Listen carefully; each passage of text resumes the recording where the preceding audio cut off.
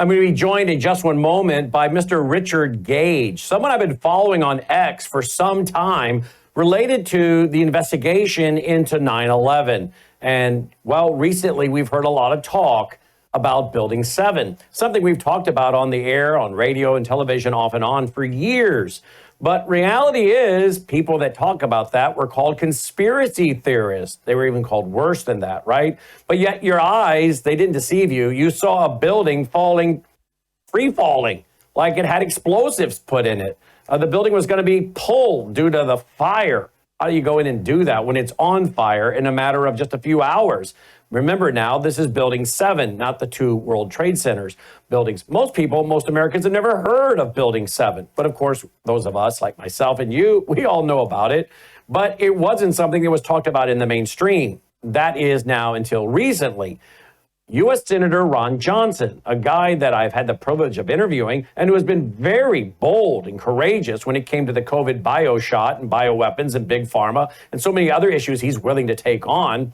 Well, he recently did an interview with someone and said this about Building 7, and he's helping now bring this fully mainstream. Listen to what Senator Ron Johnson had to say, and then I'm going to play a quick clip by former Congressman Curt Weldon with Tucker Carlson, who's also now bringing this more into the mainstream. And then we'll be joined by Mr. Richard Gage, and we'll give you his bio, which you've got to understand that for sure, to really appreciate what he is all about and has been doing for years. I know that because I've been following him a long time on X. But first, Senator Ron Johnson, just recently. Watch this. I'll start with Building 7.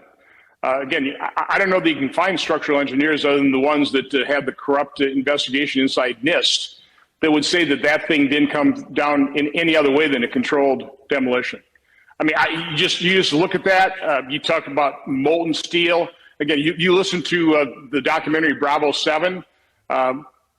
There's an awful lot of questions. You know, who ordered the removal and then destruction of all that evidence?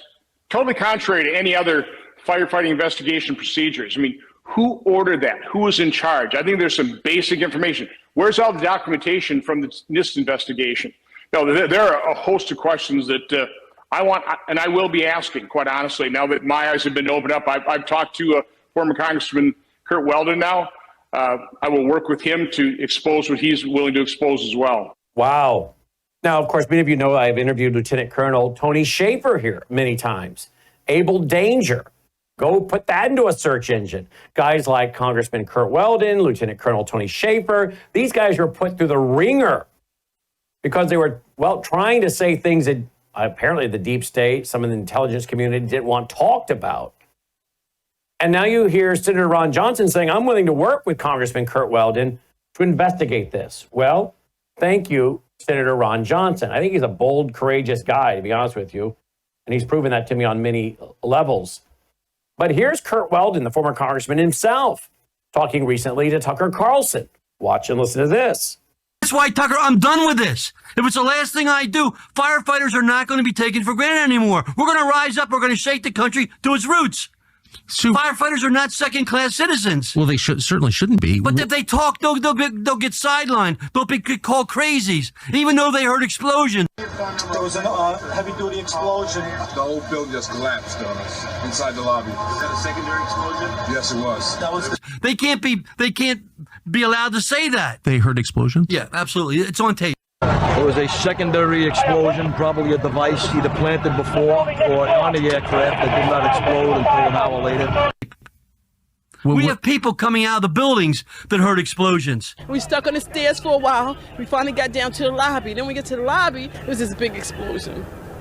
We have film footage of people that talked to Fox News that was taken off the air, and then now that was brought back by X. I think a bomb went off in the lobby first, then a plane hit the building, but then another plane hit the other building. But when I was coming through the doors on the other side of the Trade Center, either they blew the lobby up or something, because it blew the glass out of the doors and knocked us all down, and I got smoke and everything on me. I just feel a little shook up because I got blasted. That's all available. That's why you need a commission to go back and look at all the lies. So there are and pardon my ignorance, but there are people on tape saying I heard explosions. White fluids that are popping out. It was if they had detonated. They were planned to take down a building. Boom, boom, boom, boom, boom, boom, boom. And people don't understand. There may be more. Any one of these fucking buildings could blow up. This ain't done yet. Wow. And of course, we played some of those firefighters talking about the buildings. Boom, boom, boom, boom, boom. We played that a few years ago. Again, I'm glad Tucker Carlson didn't seem to know those videos existed, but apparently his eyes are open now. We just heard U.S. Senator Ron Johnson say his eyes are fully open. Well, here's a gentleman that's been doing a lot of work. You'll find it on his website and certainly on his X account as well. He joins me now, Richard Gage. He's also an architect, and we'll tell you about his organization. Sir, welcome to the broadcast. Thanks so much for joining us this evening. Well, thank you, Brannon. Awesome to be here with you today. You too, as well, sir. Thank you so much. Tell me about your background. Obviously, your X account says you're an architect, correct? 36 years. Yep, I've worked on all kinds of types of buildings, including steel frame mid-rises in Summerlin, Nevada, with $400 million project with 1,200 tons of fireproof steel framing in that one, which is my most recent project. And what is the name of your organization? RichardGage911.org. Well, and here's your X account. I'll just show your X account real quick. That's what it is, @RichardGage _911, @RichardGage _911. Folks, you can spend hours there. Literally, I have. Because I have over the years. Spend hours there playing all the video clips. I mean, here's one real quick right here. We made this film in 2013. 40 high-rise architects, structural engineers, metallurgists, chemists, physicists. World Trade Center 7 collapsed because of fires fueled by office furnishings. It did not collapse from explosives or from fuel oil fires.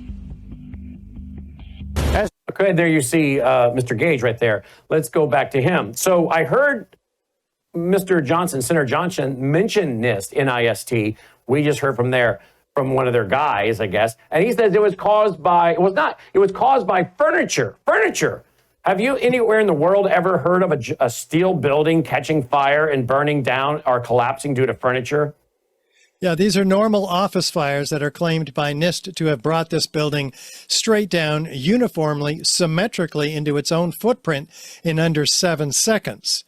Fire has never, as we'll see, I've got a few slides to share with you, never brought down a steel frame fire protected structure ever. So it's an extraordinary claim that NIST makes here, and we shoot it out of the water completely. Well, I'm going to turn it over to you to do a little presentation here. I may jump in and ask some questions, but before you start, you must be really pretty pleased that Tucker Carlson, Senator Ron Johnson, that these people are now paying attention and talking. I mean, I admire them for doing this. I'm guessing you're pretty pleased. Oh, yeah, but we've been waiting 18 years. I started the Architects and Engineers for 9/11 Truth that long ago. I'm the former CEO, and now with my wife, we are at a new organization that is focused on educating the public. And we've been doing presentations all over the country and around the world in 24 countries, 1,000 presentations. It's a slow wake up for most Americans, unfortunately. Have you ever been threatened or warned away from doing this? No, actually not. The worst they do is call you a conspiracy theorist, and we've learned how to adapt to that. Wow, well, that's good to hear. All right, well, I'm gonna let you just kind of take the floor, and I think you have a presentation to help us understand a lot of your research. Yeah, you have to see this evidence, Brannon. It is very visual, very graphic. We've not in the not in the graphic sense, but you've got to see it to understand it. And what I'm all about with the 3,600 architects and engineers who have signed on to the petition demanding a new investigation, we've had to take some courage, because while looking at this evidence, it's fairly easy to understand. A seventh grader doesn't take a rocket scientist or an architect or engineer. The implications of this evidence are what is so disturbing. So we start with Building 7 because no one really knows about it. Most architects and engineers know nothing about the third worst structural failure in modern history after the Twin Towers. Right? This is a 47-story skyscraper not hit by an airplane like the Twin Towers. It's about a football field in length away from the North Tower, but it'd be the tallest building in most of our states. It just seems dwarfed here next to the Twin Towers, which were the tallest buildings in the world at the time that they were built. But in the morning, the towers went down, and some of the steel structural members were ejected out of the towers, as we'll see, and they hit Building 7, started some fires.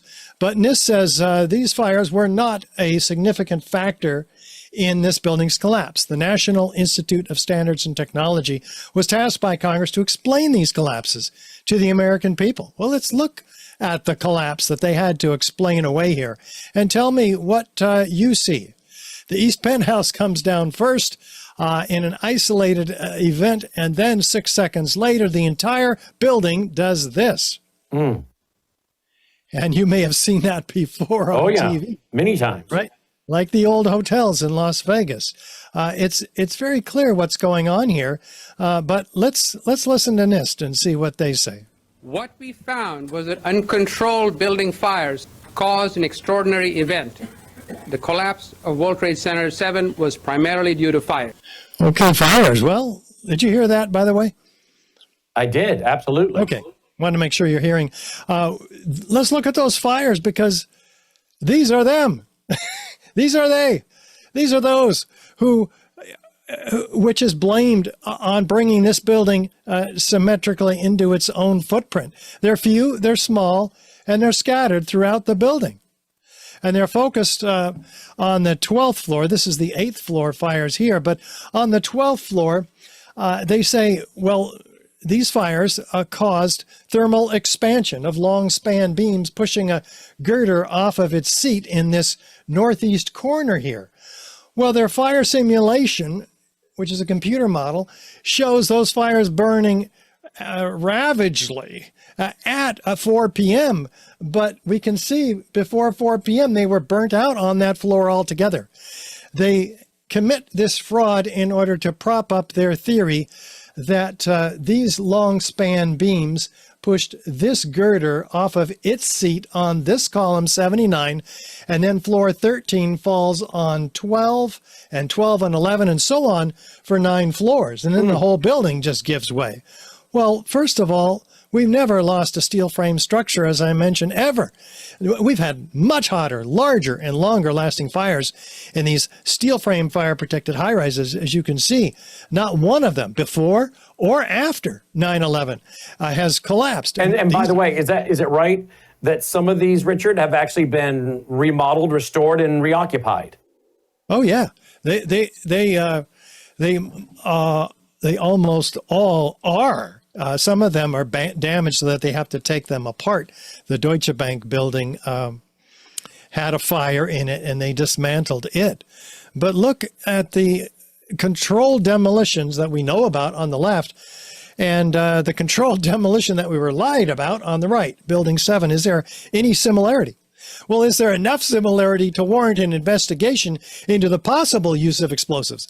Especially since it looks exactly like a controlled demolition, especially since fire, the official cause of this building's collapse, has never in history brought down a steel frame fire-protected structure. So we have to ask ourselves, does it have the key features of controlled demolition, starting with sudden onset of destruction? Let's listen to Dan Rather as he watches his view that evening of this building's collapse. What you're seeing are high shots.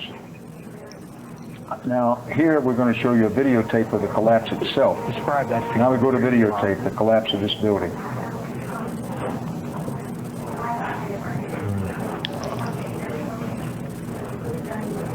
It's amazing. Amazing, incredible, pick your word. For the third time today, it's reminiscent of those pictures we've all seen too much on television before, when a building was deliberately destroyed by well-placed dynamite to knock it down. What was that, Dan? Wow. Destroyed by well-placed dynamite to knock it down? He's never repeated these words since 9/11. You know, he's using his intuition, which is great. But why didn't he talk about this afterward? Why didn't we see, with two exceptions, this building has not been shown to the American people. It's been swept under the rug. Again, most architects and engineers know nothing about it. It should have been the most studied structural failure ever. Well, is there a straight down symmetrical collapse? Feature number 2. We watch. Yeah, pretty straight down, pretty symmetrical. How do you do that, Brannon? You have to take out all the core columns in the building within a fraction of a second of each other, followed about a second later by the perimeter columns. Any deviation in that pattern, and this building will begin to tip over. And that has to be repeated on every floor during a period of free fall, which we'll talk about.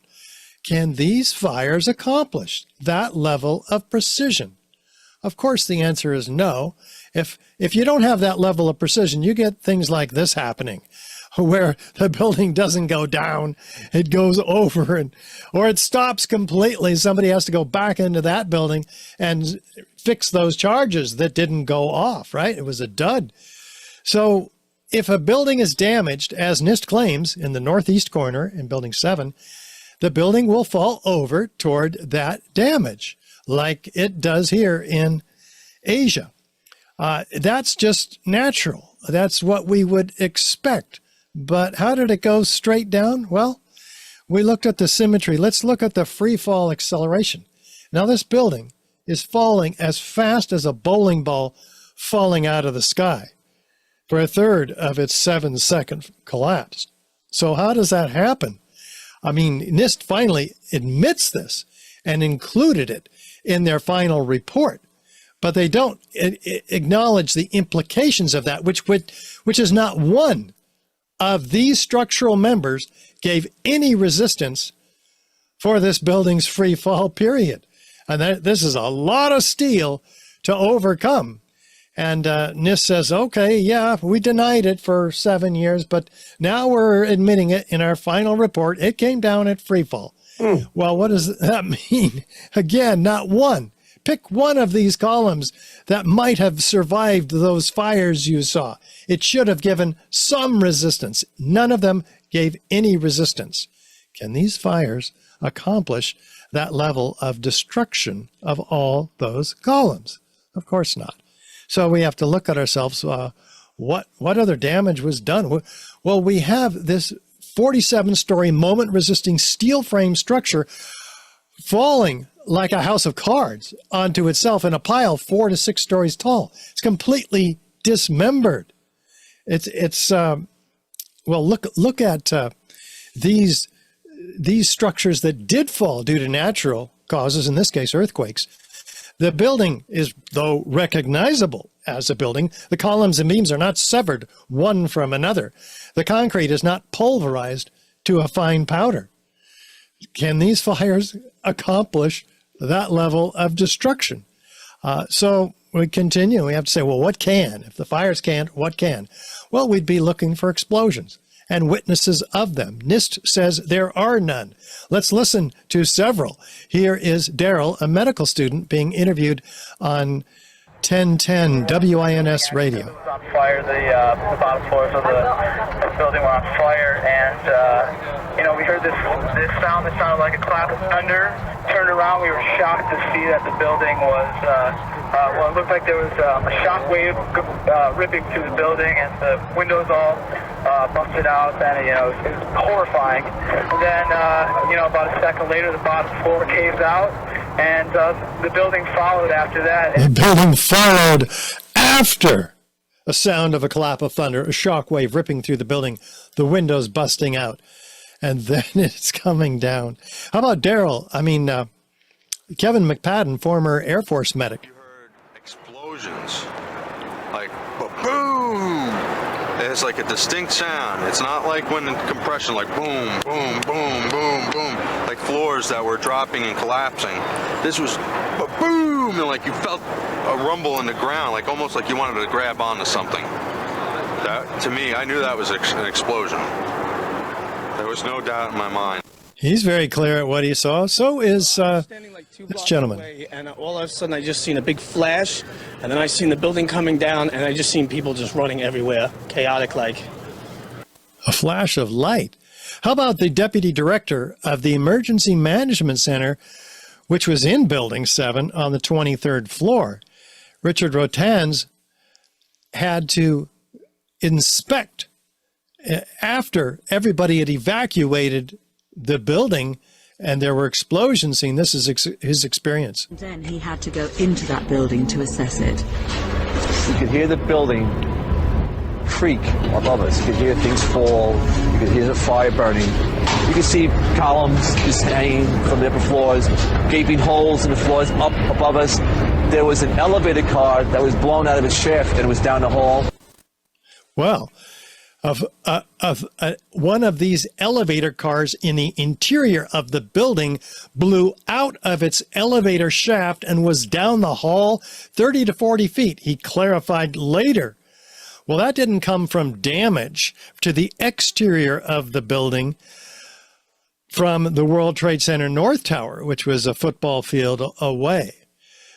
So this gentleman, Barry Jennings, along with Mayor Giuliani's attorney, Michael Hess, they were late to a meeting, didn't realize the building had been evacuated after both planes hit the towers, but before the towers came down. This is their experience trying to get back down out of the building from the 23rd floor.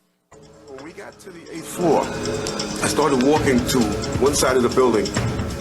That side of the building was gone. The first explosion I heard when I was on the stairwell landing, when we made it down to the 6th floor. Then we made it back to the 8th floor. I heard some more explosions. What's the sound? Like a boom, like an explosion. More than one? Yes. We started walking down the stairs. We made it to the 8th floor. Big explosion. Blew us back into the 8th floor. When we get outside, a police officer comes to me and says, "You have to run. We have more information of bombs, so you have to run." Bombs? Bombs like this heard in the late afternoon, late morning of 9/11 in the vicinity of Building 7? Yeah, here's one of the guys. He can tell you I'm okay, all right? Here, hold on. You want to call your mother or something? Not one of these witnesses of explosions are included in any of the NIST or FEMA reports. They claim to have interviewed 116 first responders. They missed all these, obviously. If this building was in a controlled demolition and engineered in advance, then we would have witnesses that would know about it in advance, like Chief Nick Fiscani, for instance, who says, "We're moving the command post over this way. That building's coming down." Well, wait a minute. How does he know the building's coming down? We've never lost a steel frame fire-protected structure due to fires. They go in to put these kind of fires out all the time. How about Chief Hayden? Well, we had our special operations people set up surveying instruments to monitor and see if there was any movement of the building. We're concerned of the possibility of collapse of the building. And we had a discussion with one particular engineer there, and we asked him if we allowed it to burn, could we anticipate a collapse, and if so, how soon? And it turned out that he was pretty much right on the money, that he said in its current state you have about 5 hours. Pretty much right on the money. Wait a minute. If we allowed it to burn, how soon would it collapse? Well, fires have never brought down a steel frame fire protected structure. Now, not only are they being told it's going to collapse, but when? In 5 hours, he says. And it did. Pretty much right on the money. Of course, the prediction could only have been made with foreknowledge. We don't get to know the name of this engineer. Well, let's listen to these mysterious construction workers walking away from Building 7, hearing an explosion over their shoulder, looking back at the building and right into the CNN camera and saying this. You hear that? Keep your eye on that building. It'll be coming down. The building is about to blow up. Moving back. here. All right, guys? Sorry. We are walking back. There's a building about to blow up. On flame, debris coming down. What? Flame and debris coming down? The building's going to blow up? Not only is it coming down, it's going to blow up now. So how do they know that? And what did Kevin McPadden hear before he heard those explosions? He's listening to a radio held in the hand of a Red Cross worker, who he believed was a Red Cross worker anyway, and they were held back several blocks from Building 7 because they were told it was going to come down. And this is what he hears. At the last few seconds, he took his hand off, and you heard 3, 2, 1. What? Do fires bring buildings down to countdowns? What's going on here, Brannon? We got to get to the bottom of this. The BBC actually announced the collapse of this building 20 minutes before it even happened. Now, more on the latest building collapse in New York. You might have heard a few moments ago, I was talking about the Salomon Brothers building collapsing. And indeed it has. Apparently that's only a few hundred yards away from where the World Trade Center towers were. And it seems that this was not a result of a new attack. It was because the building had been weakened during this morning's attacks. We'll probably find out more now about that from our correspondent, Jane Stanley. Jane, what more can you tell us about the Salomon Brothers building and its collapse? Well, only really what you already know. Details are very, very sketchy. Wow. Sketchy indeed. The building is still standing behind her. It doesn't come down for 20 minutes. They apologize for this grievous error, citing the confusing events of the day. What, does that make them psychic? What's really going on here? And CNN does even better than that. They announced it at 11:07 that morning. In New York, Alan Dodd-Frank joins us on the phone in Lower Manhattan. Alan? Aaron, just 2 or 3 minutes ago, there was yet another collapse or explosion. I'm now out of sight. A Good Samaritan has taken me in on Duane Street. But at 11:15, there was another collapse or explosion following the 10:30 collapse of the second tower. And a firefighter who rushed by estimated that 50 stories went down. The street filled with smoke. It was like a forest fire roaring down a canyon. Now, as I think Patty Sabga and others have told you, all of Manhattan is covered, downtown Manhattan is covered with thick white ash and building material. 50-story building? There was no other 50-story building that went down. There was no other building that was destroyed completely. There were some buildings that were very badly damaged. None of them approached the height of 50 stories other than Building 7. So they're clearly talking about that building. Now, had it gone down at that time, we wouldn't have any videos of it. It would have been completely obscured by the massive dust cloud released when the Twin Towers came down 15 minutes before that. So maybe it was supposed to go down at that time, and it didn't. Maybe it was a dud. And those mysterious construction workers, were they walking back to it or from it, having fixed a dud? Well, we can learn more about that when we have more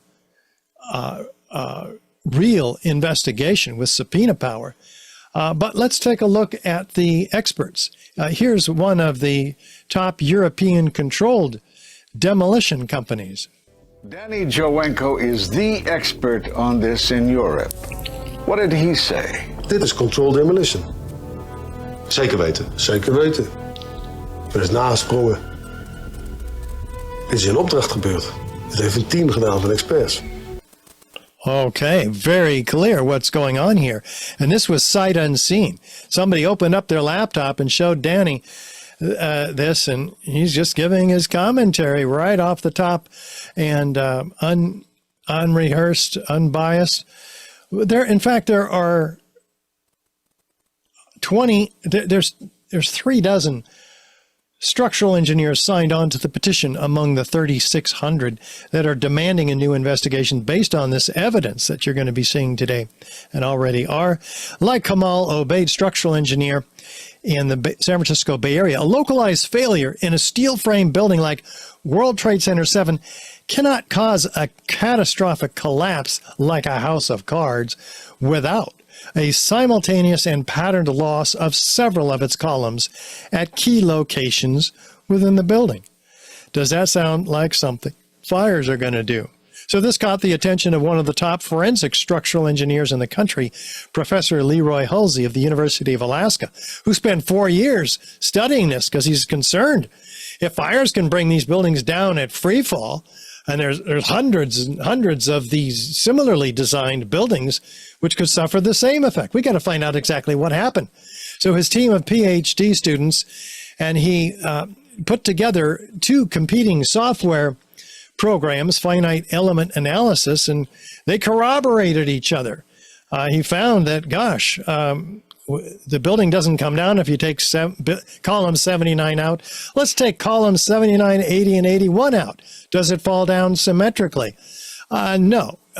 It actually falls over, as you would anticipate if the core columns in the corner of this building were taken out.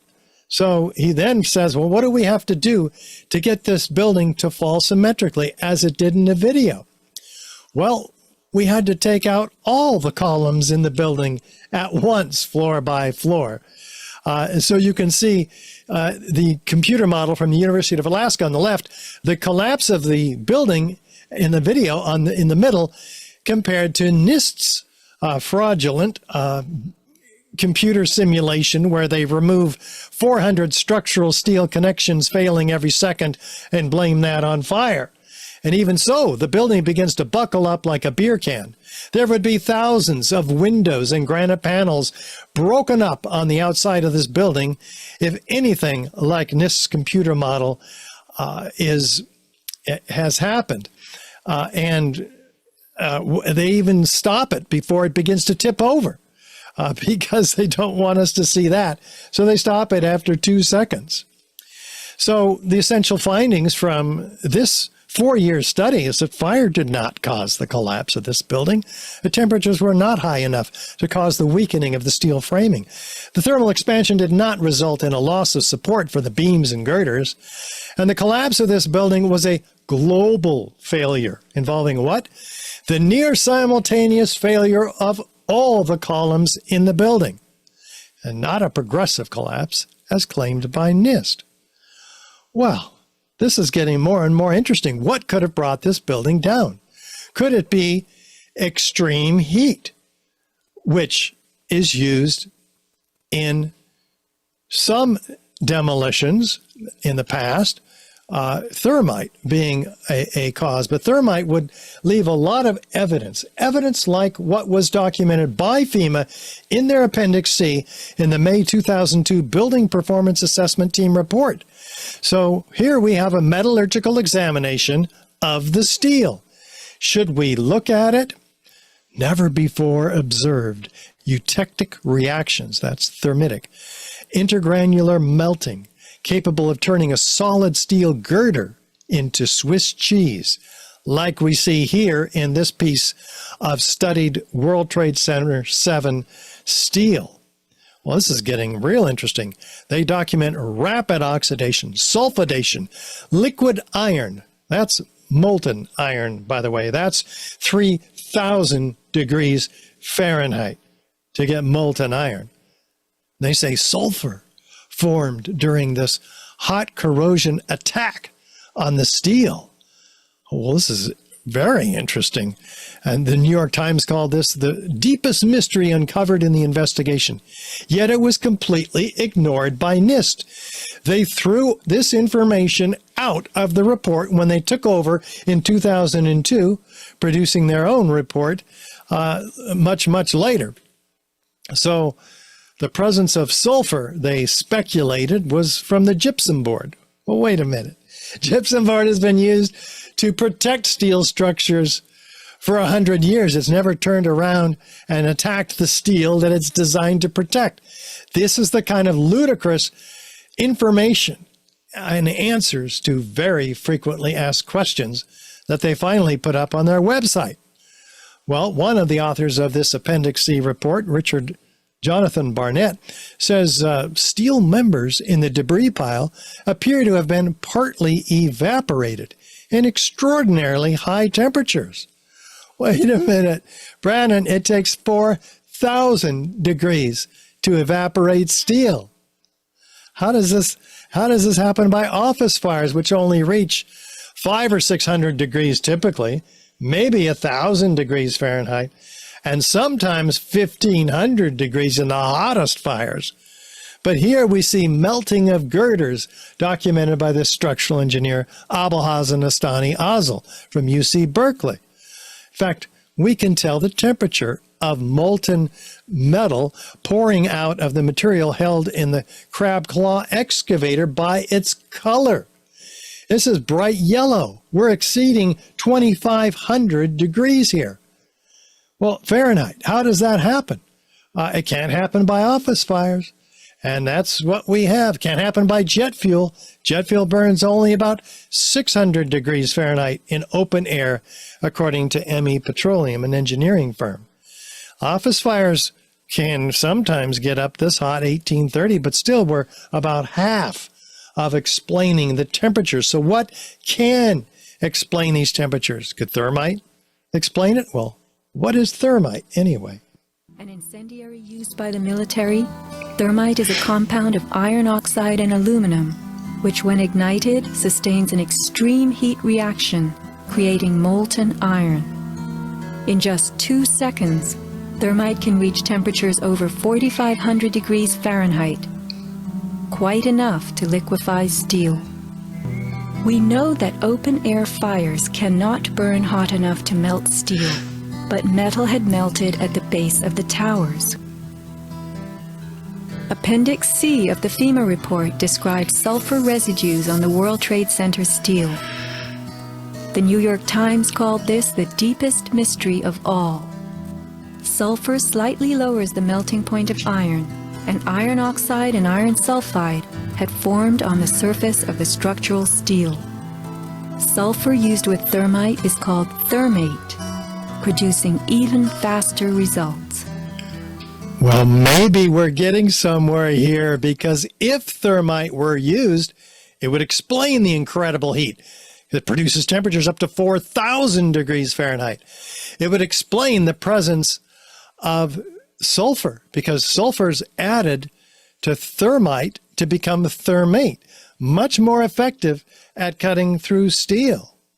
It would also explain the presence of previously molten iron microspheres, elemental iron, not steel, but iron, found in the World Trade Center dust, all of it, by the U.S. Geological Survey, doing their study in 2006 of the dust. Found also by R.J. Lee Group, an environmental engineering firm, billions of them, up to 4 tons. In fact, the EPA says it's a signature component of the World Trade Center dust. It's not even World Trade Center dust unless it has all these previously molten iron microspheres. Well, man, yes, 4 tons by extrapolation, up to 6% of some of these samples are previously molten iron microspheres. Let's dig into this. R.J. Lee says they're formed during the event, not before, by the welders putting the building together, not afterward, by the iron workers taking the building apart, but during the event. So what could have caused them? Well, we could do an experiment. Experiment is the arbiter of competing hypotheses. Let's do one. Let's light some thermite. Okay. I'm game. A small amount of thermite producing thousands of what look like sparks, but they cool and they fall into the pan as previously molten iron microspheres. How do they get spherical? Well, that's just what liquids do when they're aerosolized because of the surface tension. That's how they form these small spheres, the diameter of a human hair on average. So that was all evidence of ignited thermite, and it can only be that.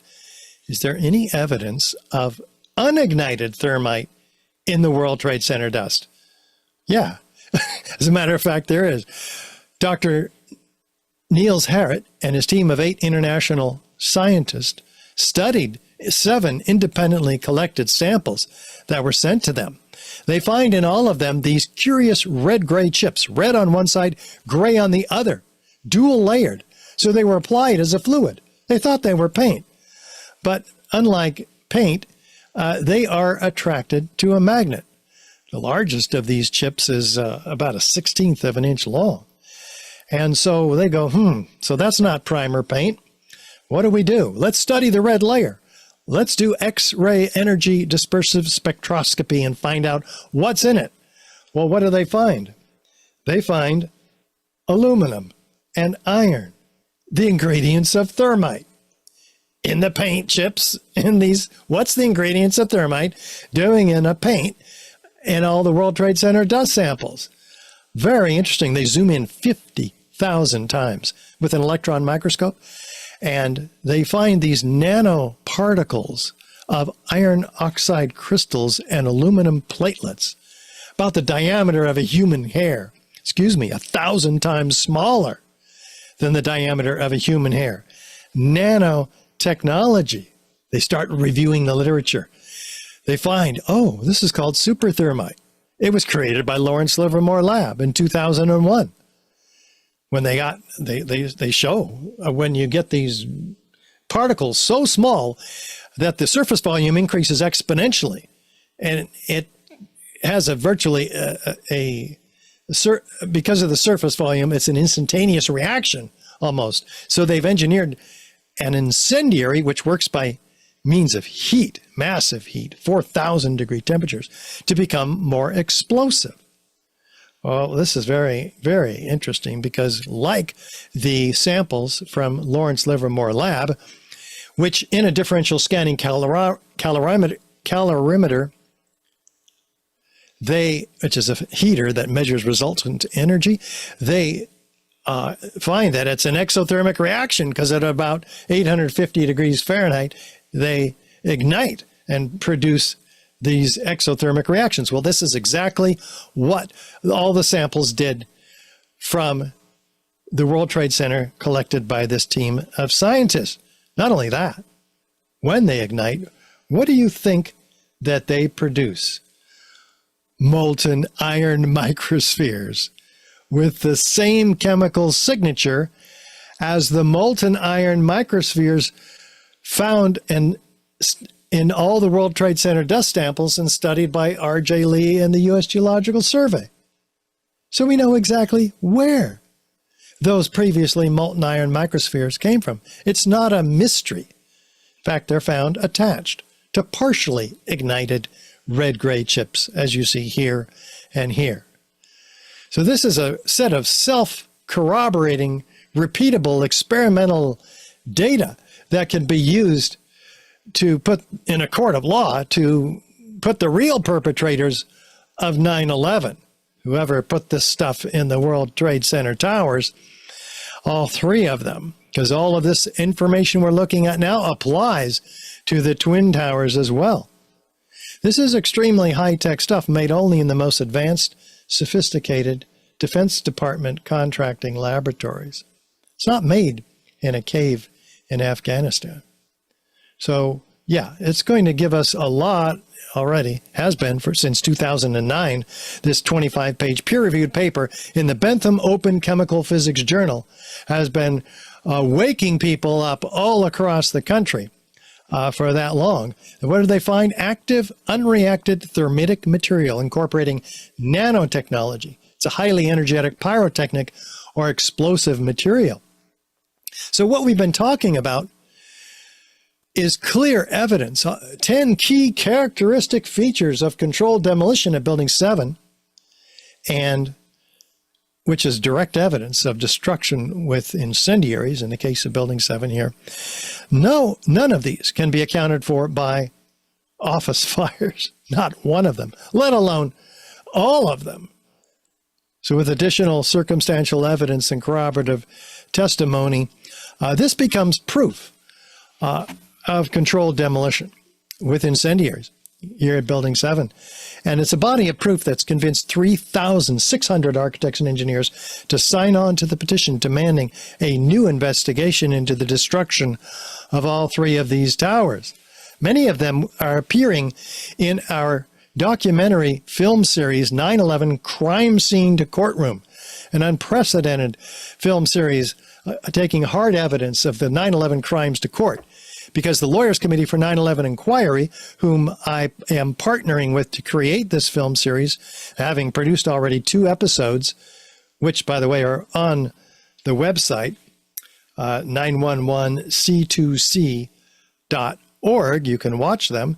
The third episode is coming out next week. And you can produce this series with a $500 donation. In fact, you'll be an executive producer. With a $10 donation, we'll be grateful to you because we are in post-edit right now. We filmed everything in a boardroom, giving this evidence to the grand jury with our experts.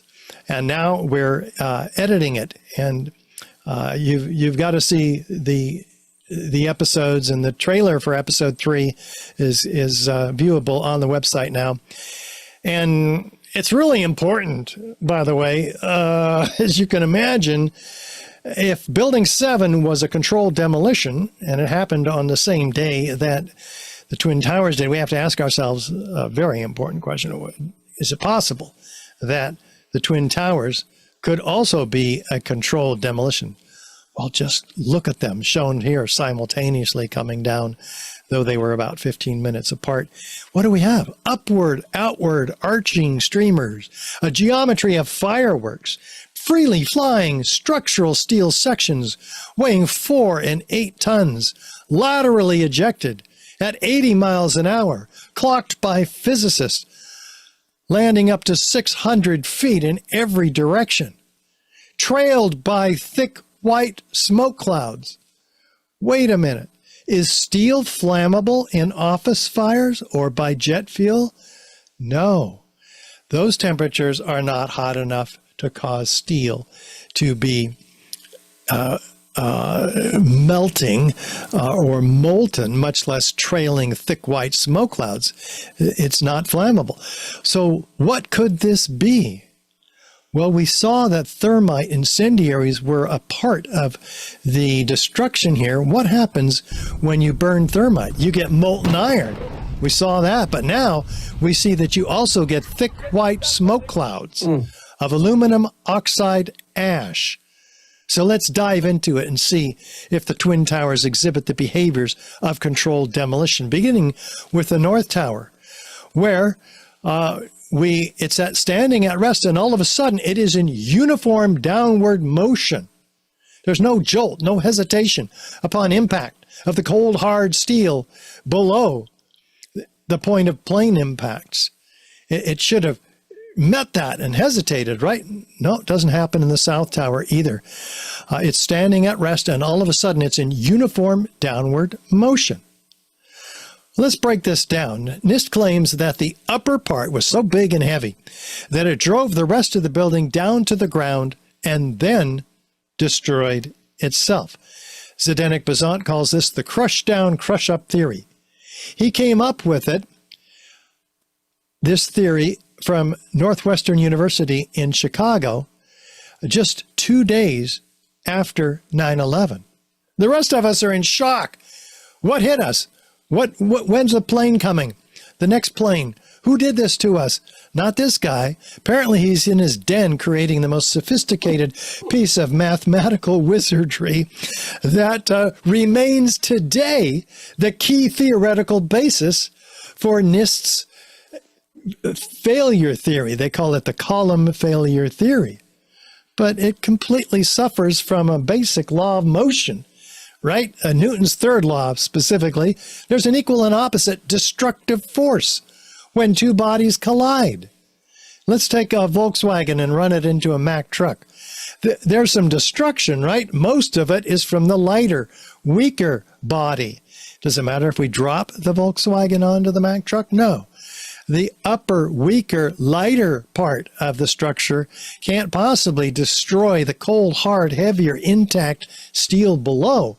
In fact, the columns get heavier and heavier as they go down, and bigger. 36 inches by 22 inches, 2 inches thick at mid-height, and then to 52 inches by 22 inches, almost solid steel at the base. There's 47 of these columns in the core and 240 of them in the perimeter. So let's just find out what's really going on here. Putting the myth and the claims aside, we can observe with our own eyes whether this Volkswagen is destroying the building below it. I'll make it easier for you. Watch the lower red line, the point of plane impacts. Is the Volkswagen pushing the rest of the building down, or is the Volkswagen being destroyed itself in the first 3-4 seconds of this building's collapse or destruction? No, it's being destroyed. It's telescoping in on itself. Look at the upper part here. It's not there, right? The red box is where we should see a pile driver driving the rest of the building down to the ground. It's not there. None of the photos, none of the videos show such a thing. If it were there, it would have destroyed these few remaining core columns standing 800 feet in the air for about 6 seconds. But no, something else takes out them from underneath after 6 seconds, and it falls frame by frame through the concrete powder that's shaken off of it. Well, let's just ask ourselves, what are we looking at then, if it's not a crush down, crush up?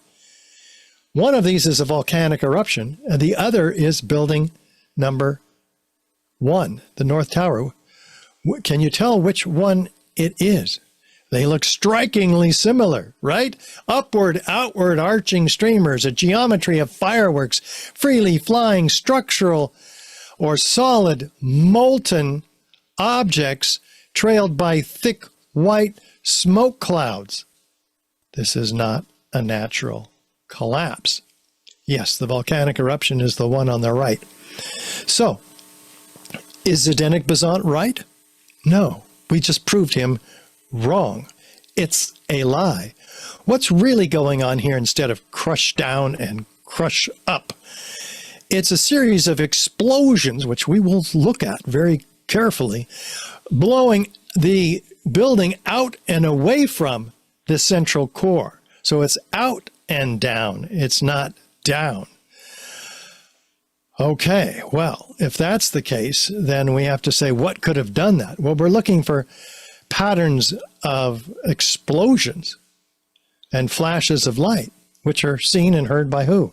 156 first responders on record, recorded within a month after 9/11 by Thomas von Essen, the fire commissioner.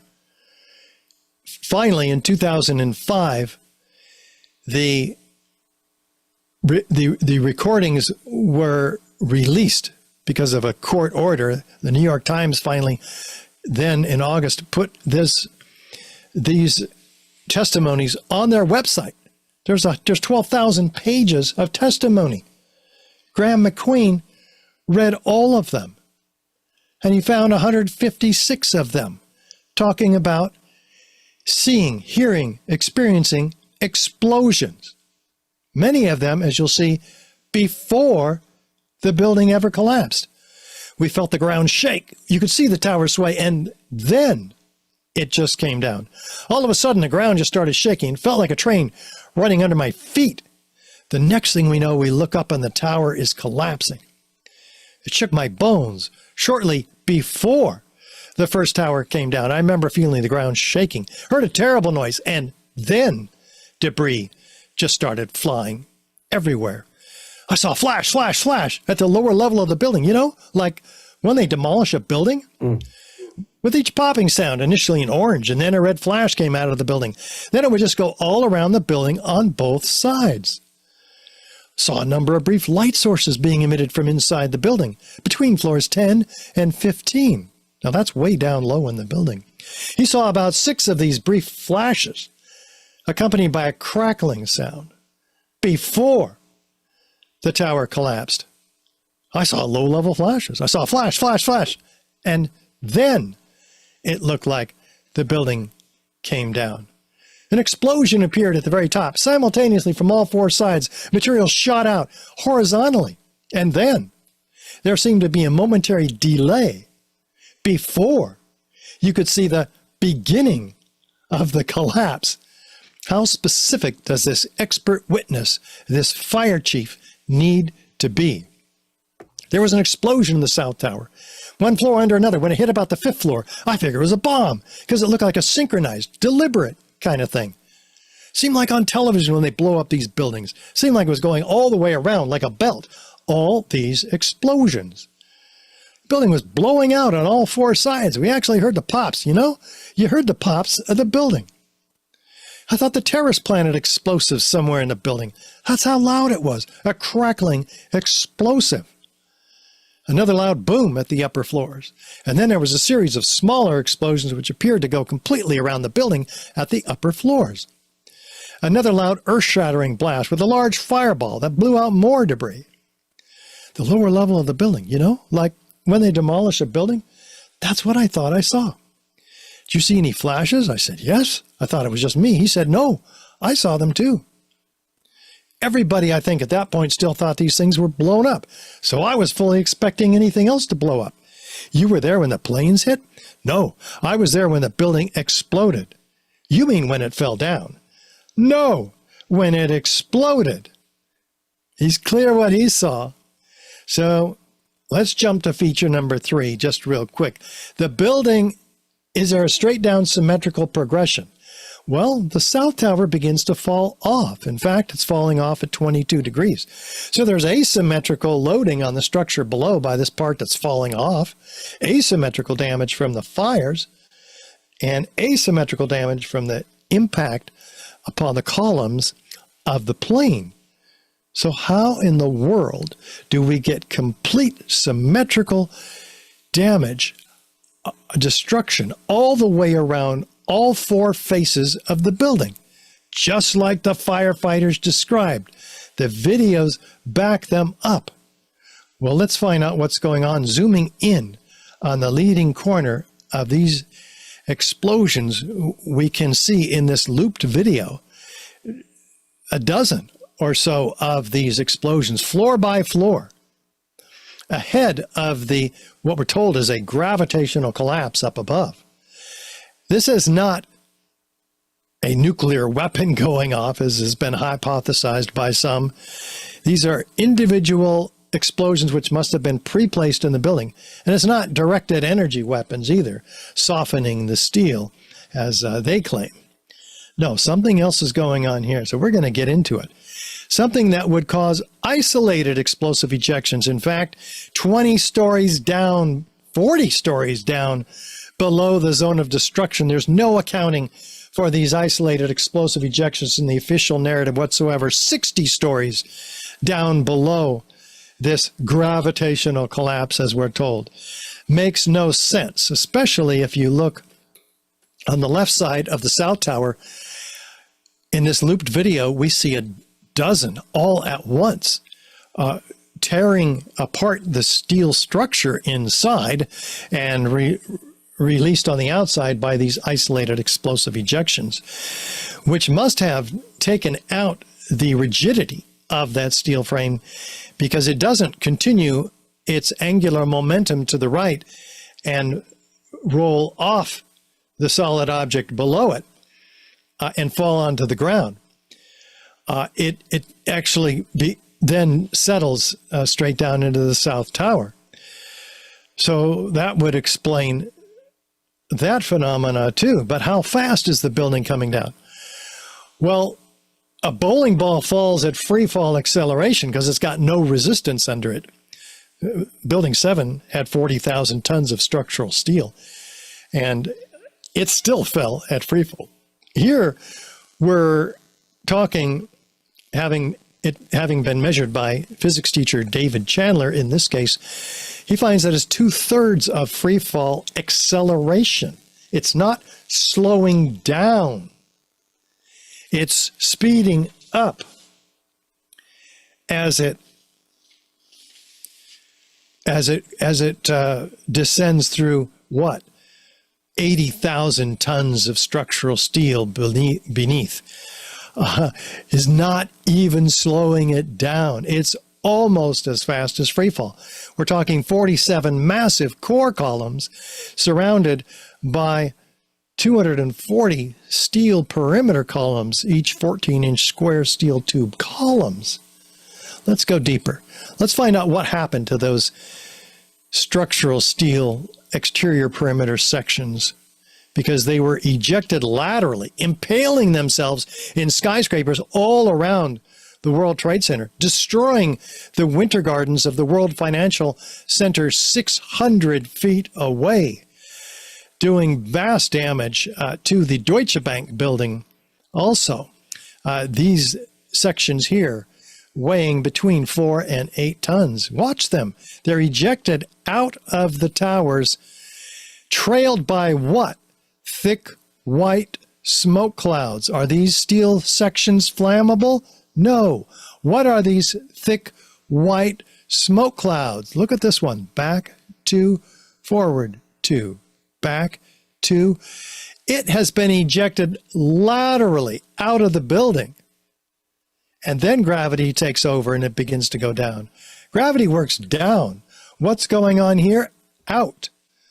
And then gravity brings it down. This one's about to hit building 7. There's enough energy here to fire a 200-pound cannonball 3 miles. And there's a lot of cannonballs here, hundreds and hundreds of them, ejected in a 12 to 1,400 foot diameter, about equidistant about each of the towers. So that's what we got to get to the bottom of. And in order to do it, we got to ask ourselves a key question.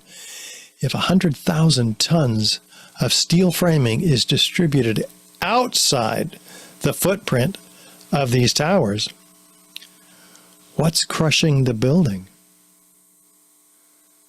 Can they crush the building if they've been ejected up to 600 feet in every direction?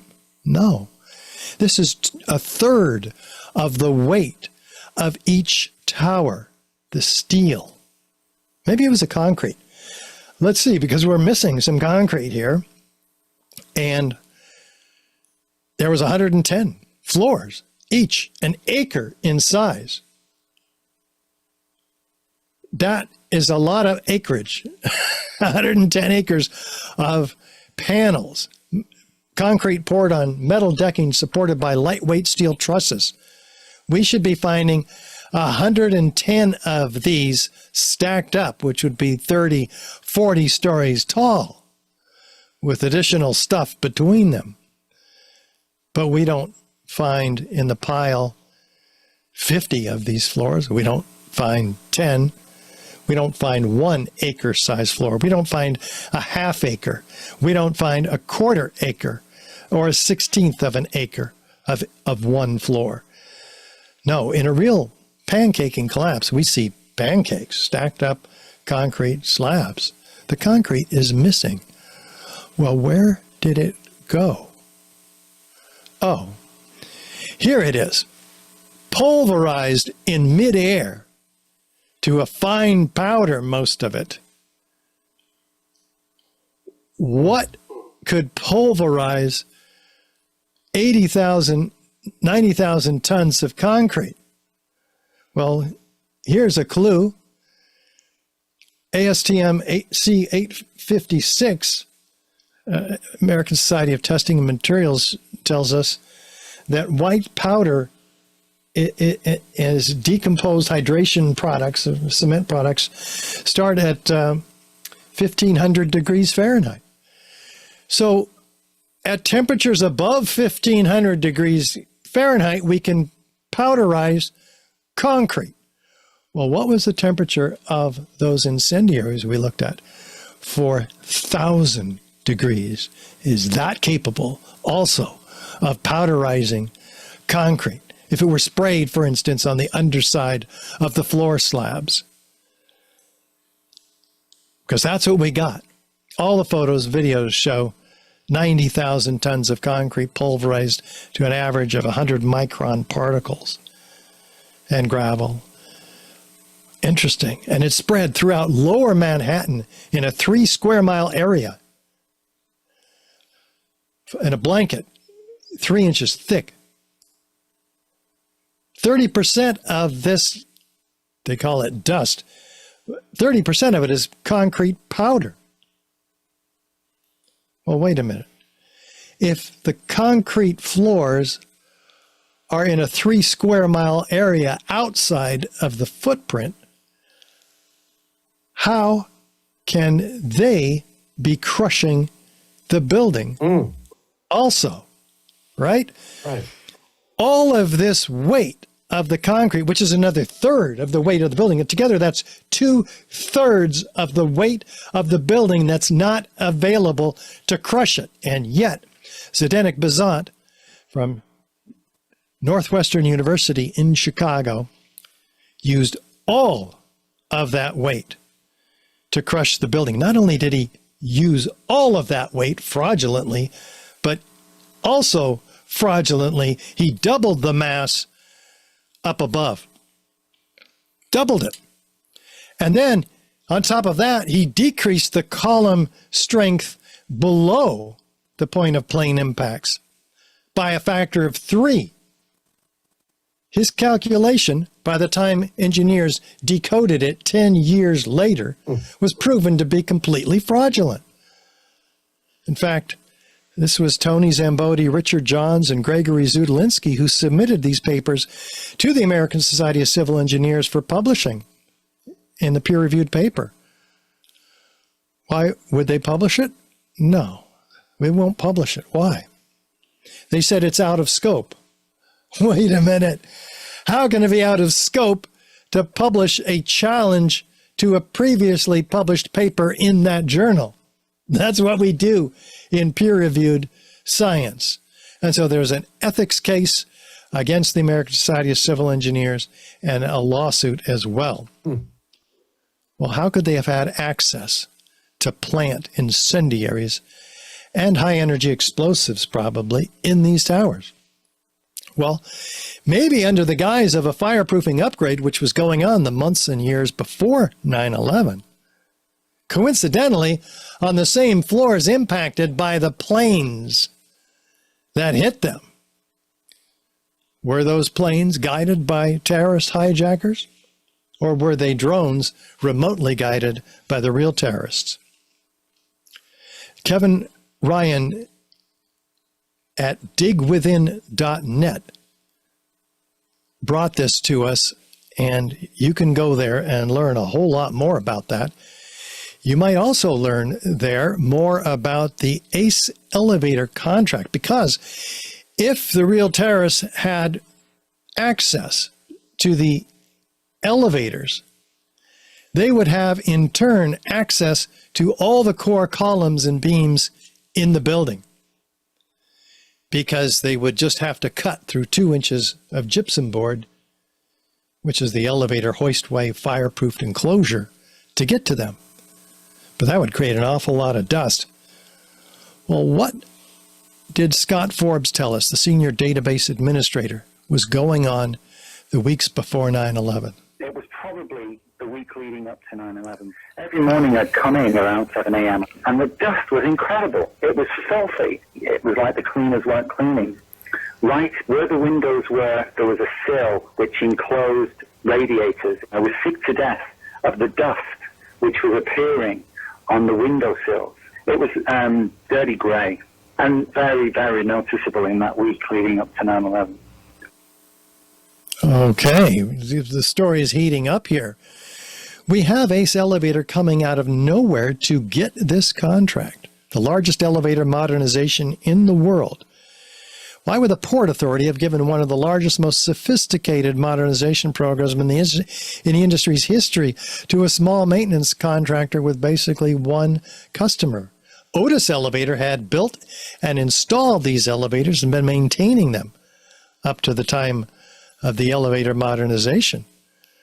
Where was ACE Elevator on 9/11, these employees? They were pulled out because of a labor dispute to a meeting to discuss union business, about 50 of them. So they were not among the missing and the dead.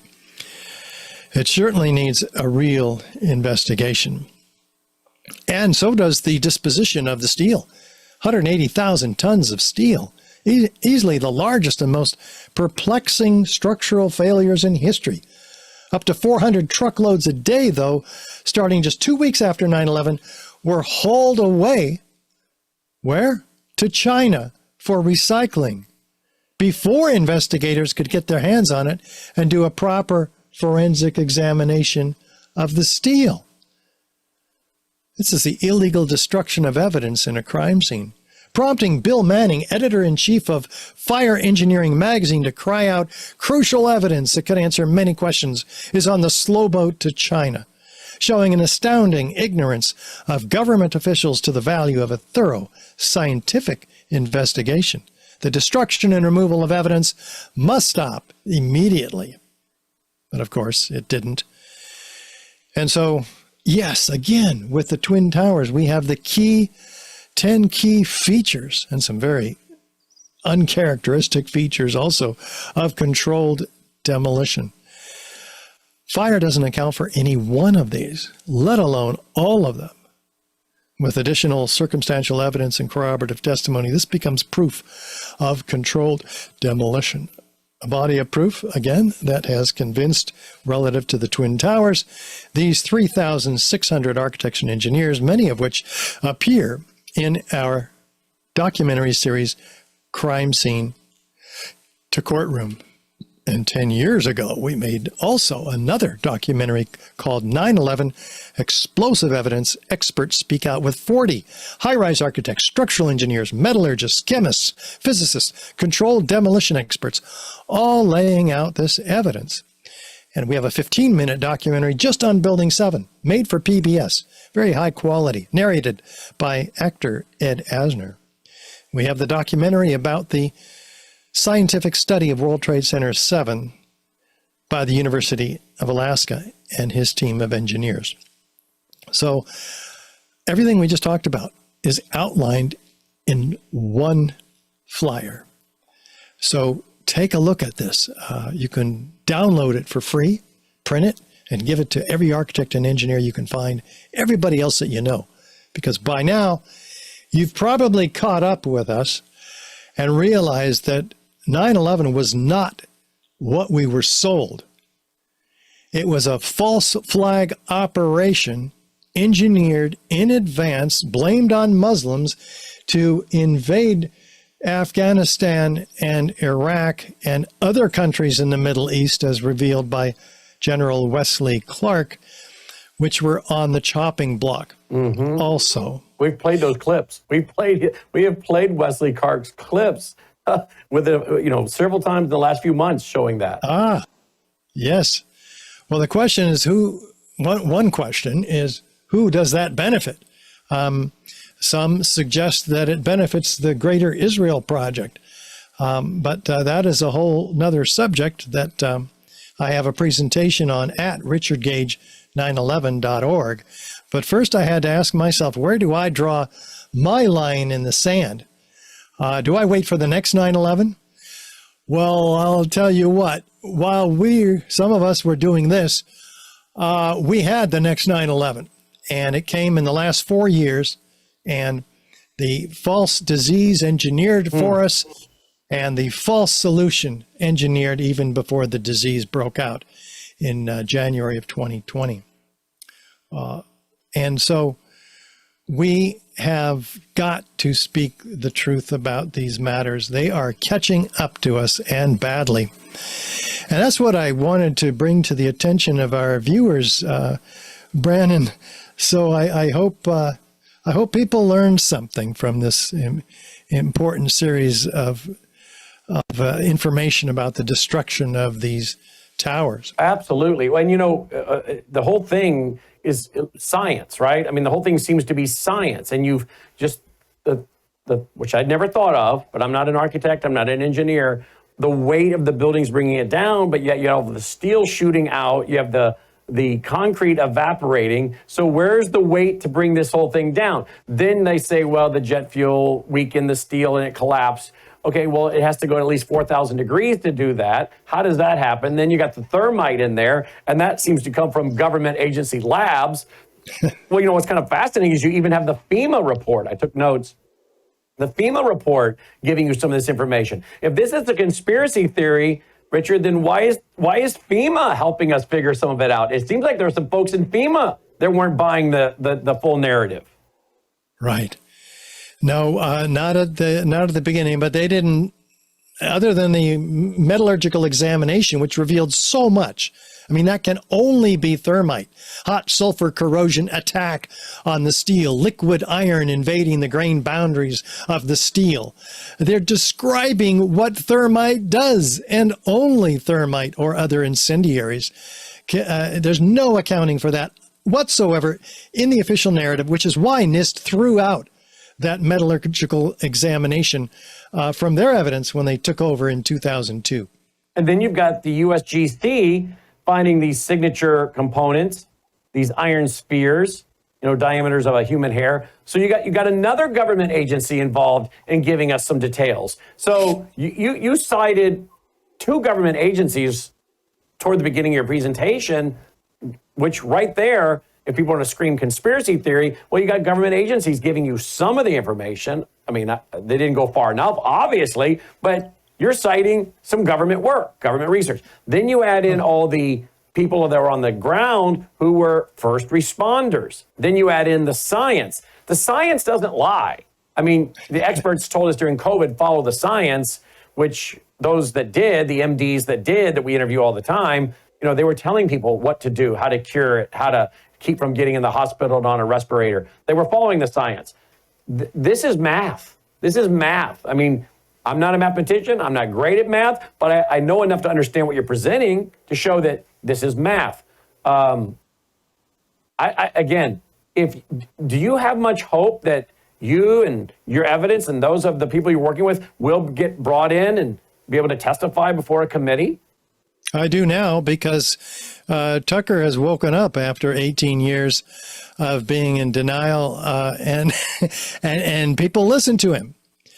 Pretty soon, Joe Rogan will wake up, and he'll have some of this evidence on his show.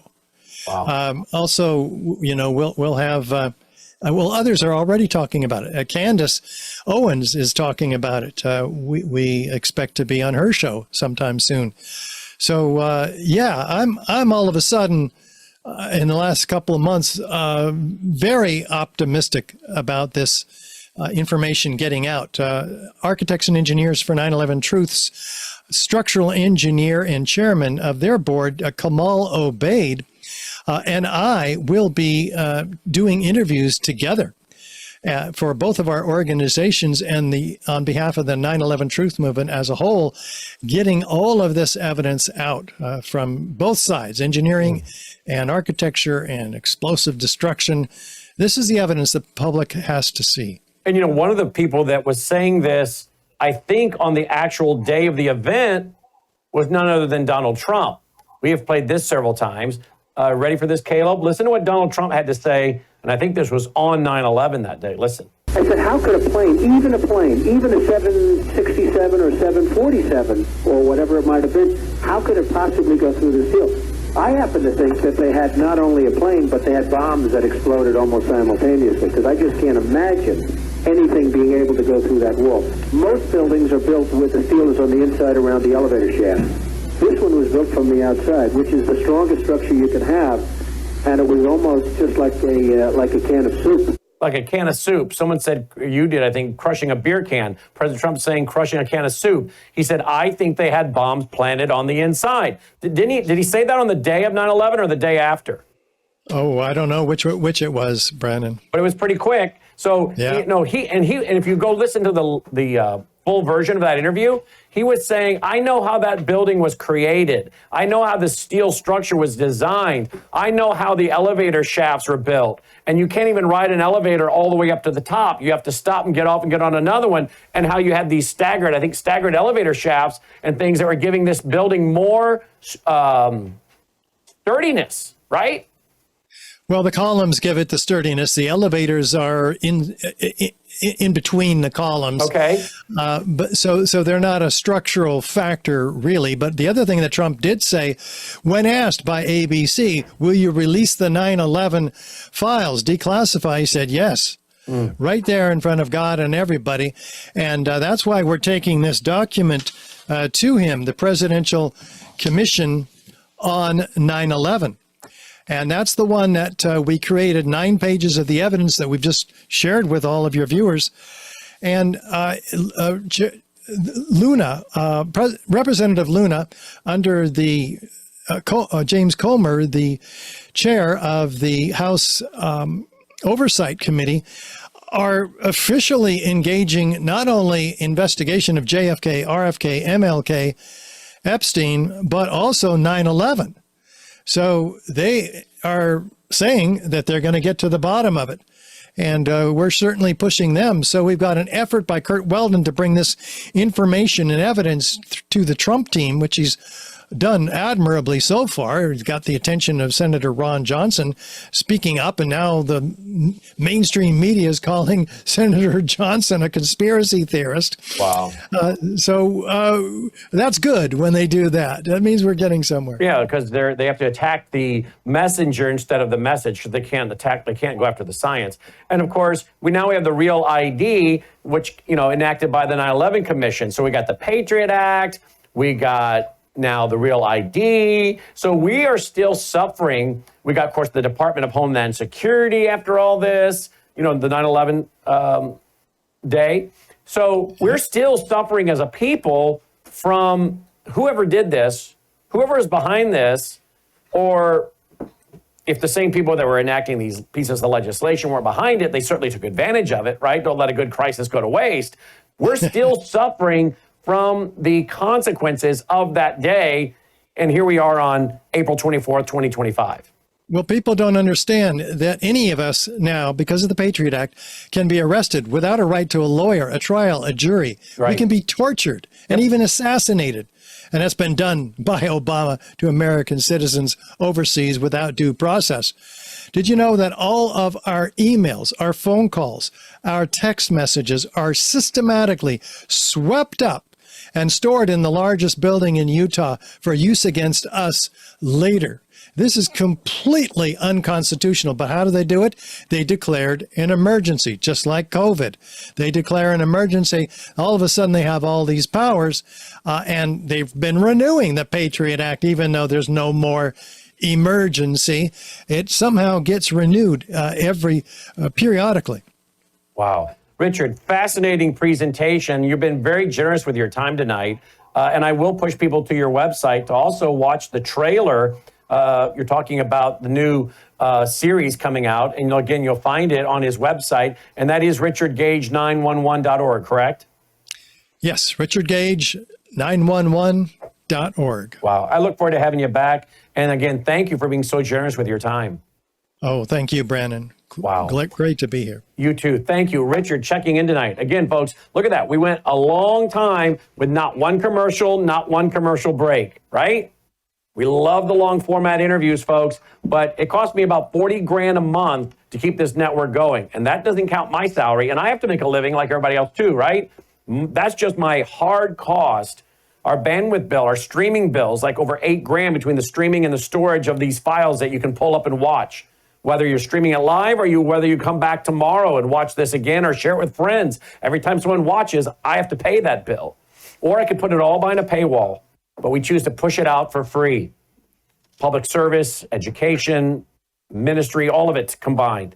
Our foundation helps us do that. Will you consider going right now to worldviewfoundation.com and making a contribution? Worldviewfoundation.com. You'll also find our mailing address there if you prefer to support us through the mail. Worldviewfoundation.com. We need to hear from you. We're going to Washington, D.C. We leave a week from tomorrow. We're going to be filming a lot of interviews. We have interviews set up with members of the House, members of the Senate. We're going to the Anti-Communist Museum. We have paid the $900 to the National Park Service to film at very key historical places, Lincoln Memorial, Jefferson Memorial, Vietnam Wall, World War II Memorial, Iwo Jima, producing patriotic and historic programming for you, for your kids, for your grandkids, for the next generation, maybe for this generation, some that still haven't heard about America's history, our founding, so we can defend liberty and freedom. So again, we need your support, not only for our normal monthly expense, but to be able to do this special project of going to DC and getting a lot of footage, a lot of interviews that will be timeless. Timeless. That's why we're really concentrating a lot on the historical sites and the historical and educational and patriotic programs we'll be able to put together once we get back. And we can play those for years. So we need to bring in more than our normal budget that we do each month so we can cover these extra expenses and have the support to go out a week from tomorrow for that week in DC. So will you go right now? Worldviewfoundation.com, worldviewfoundation.com. Look at all we just did with no interruption. Would you also consider going to worldviewtube.com/sponsor? There you'll find so many of our sponsors. You know, they might talk about them every night. Bella Grace is one of our biggest ones. Bella Grace. This is a powerful elixir. You know about it. I talk about it enough. If you're new, you just know that it's got 3 ingredients: collagen with the peptides cut short, astaxanthin, which crosses the brain-blood barrier, loaded with antioxidants, and cat's claw, that's an anti-inflammatory. And the collagen, by the way, is great for your gut health because it lines your gut. Your gut's lined with collagen, and you don't want leaky gut. You got leaky gut, you got a lot of problems. I guess I had a leaky gut because one of the things you get from a leaky gut is psoriasis and cracking and bleeding of the hands, and some people get it in their scalp and other places. And mine's gone after getting on Bella Grace. Been on it since December 23. The hair growth, the hands not cracking, no more taking a Pepsid every day.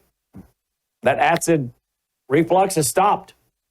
All I did was go to Bella Grace, folks. It's got 80 clinical trials. Of course, you know it. Many of you are on it. We hear from a lot of you saying, I don't know what I do, and I couldn't get this, because it's helped you maybe in the same way or different ways than I've been helped, because we don't all have the same problem, the same issues we might be struggling with. But as so many of the doctors we've worked with Bella Grace have said, this goes to where your body needs it most. Science, clinical trials, 80 of them. Melissa loves the skincare, Bella Grace skincare, the Bella Trim. She loves that. That's all natural weight management. Takes on the stubborn belly fat. Also great for your cardiac health, according to studies. The restorative sleep, that's the gummies that help her stay asleep once she gets asleep. So again, check all that out at on our sponsors page. You'll find a lot of the other sponsors there. The Numi, that's or the Swish. The Numi, that's glutathione. That's a powerful molecule to detox your cells. Some studies show it may help remove mercury from your brain to help prevent Alzheimer's, dementia, and Parkinson's. You know I take the Gatatana each and every day. And I also put a half a scoop on Dolly's food every morning. So just click on the banner. That's got clinical trials behind it as well. That's got amino acids, trace the very, very important trace minerals for you and your pet even. And you can get the pet product or do what I do, just share yours with your pet. And I put a half a scoop on Dolly's food every day. I take a full scoop. 1 scoop's the equivalent of 90 billion plant cells. You know all about that. And so again, I want to urge you to go to our sponsors page and check all this out. It's very important that you support us, folks, so we can continue doing what you just saw there without any television commercials interrupting what we were just doing.